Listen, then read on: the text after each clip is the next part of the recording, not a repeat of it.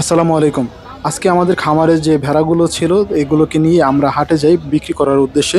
তো আমরা বিগত ভিডিওতে আপনাদেরকে জানিয়েছিলাম যে আমাদের খামারের সকল গারল ও ভেড়া বিক্রি করা হবে।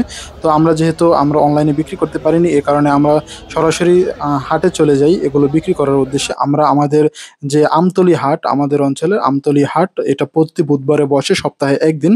তো সেই হাটে আমরা ভেড়াগুলোকে নিয়ে যাই। এর জন্য আমি সকাল ঘুম থেকে উঠে এদেরকে একটু খাবারের ব্যবস্থা করি। কারণ এদেরকে যখন হাটে নিয়ে যাই তখন তো হাটে গিয়ে এরা কোনো ধরনের খাবার খাইতে পারে না, এবং হাটে অনেকটা সময় যেহেতু এদেরকে থাকতে হবে খালি পেটে, যার জন্য একটু সকালবেলা এদেরকে ছেড়ে কিছুটা খাবারের ব্যবস্থা করেছিলাম।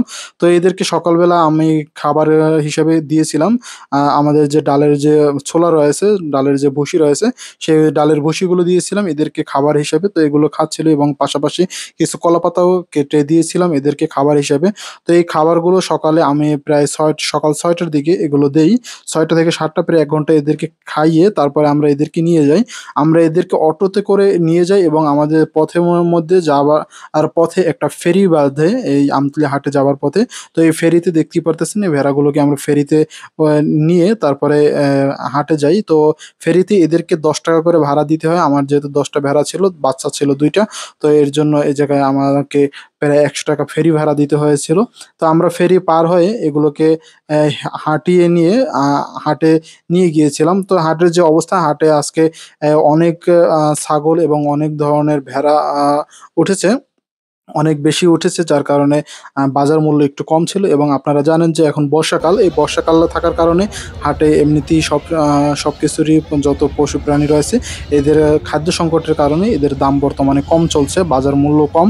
যার কারণে আমাদের যে ভেড়া, অনেকেই ভেড়ার দরদাম করেছিল, অনেকে বলেছিল এগুলো অনেক কম দাম বলেছিল, যার কারণে আমরা বাহিরে বিক্রি করিনি। আমার সাথে যে ছেলেটা দেখতে পারতেছেন এ হলো আমাদের এলাকার ছোট ভাই, আমার খুবই কাছের একটা ছোট ভাই, রবিউল নাম। ও আসলে কিছু ভেড়া লালন পালন করে। ও আমাকে এই ভেড়াগুলোর আগে দাম বলেছিল, তো আমি ওকে তখন দেইনি, কারণ হাট যাচাই বাছাই তখন আমার করা হয়নি। এই কারণে আমরা আজকে গিয়েছিলাম হাট যাচাই বাছাই করার জন্য, এবং দেখলাম যে হাটে ওর থেকে বলা দাম থেকে বেশি দাম বলে কিনা। কিন্তু আমরা হাটে গিয়ে ওর থেকে বেশি বলা দাম আমরা পাইনি। পরবর্তীতে আমরা ওকে এটা দিয়ে দিই, ভেড়াগুলো আবার হাট থেকে ফিরিয়ে নিয়ে আসি এবং ওকে ভেড়াগুলোকে দিয়ে দিই। এই জায়গায় ১০টা ভেড়া রয়েছে আমার, ওর সাথে ২টা বাচ্চা রয়েছে ভেড়ার। আমরা ওকে এইটা আমরা বিক্রি করি ৳৪৫,০০০ দামে। আমি আবারও বলছি, আমরা ওকে ৳৪৫,০০০ দামে আমরা বিক্রি করি। তো যদি বলেন যে ভাই আপনার ক্রয় কত ছিল? আসলে ভাই আমার ক্রয় অনেক বেশি ছিল। আমি যেহেতু শুকনোর সময় এগুলো ক্রয় করেছি এবং আমাদের ক্রয়ে ভুল ছিল।